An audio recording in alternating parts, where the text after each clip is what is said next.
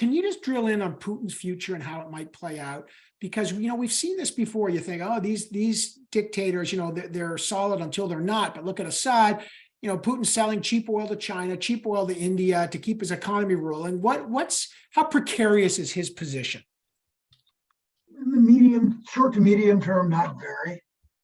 I spent a lot of time around the guy. He's a very smart guy, despite making a very dumb decision, last year.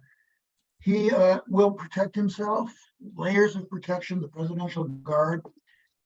So I know the head of the presidential guard is very close to him, very, very loyal to him. He surrounded himself by loyalists. It's kind of a classic militarized autocratic regime.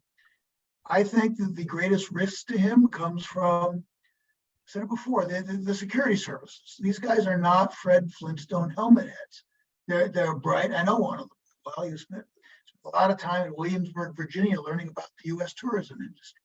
So the common perception of the guys that surround him is really just not correct. I think the greatest risk to him over maybe a 3 to 5 year term is that one or a group of them decides that they've had enough and they, dispose of him in the way they see fit. The popular element, I think, is way out there, probably in the 5 to 10 year time frame. These sanctions are not biting. You're living in Moscow, you're still living in nothing's changed. Nothing's changed.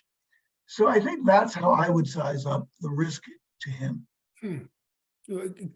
Two other risks real quick on that, Cliff. Let me just stay with you. Does he force Belarus, who seem to clearly, it's not in their interests to get in? Does he widen the war? And in your view, is there an end game here, Cliff? Does he widen the war is a tough one. On balance, I think they'll open some sort of a northern front this year, but probably without Belarusian soldiers, because it would cause he's had risks with Lukashenko over the years, God knows. I think this would cause a seismic risk. The Belarusians really don't want to enter the war. Is there a solution? How does this end? I don't think it ends as long as Putin's alive. I think it's kind of like a West Bank thing, Israel, West Bank. They both want the same land. And it's very difficult to have a long-lasting solution. There'll be ceasefires that fail. There'll be peace deals that fail. But I don't think this thing ends.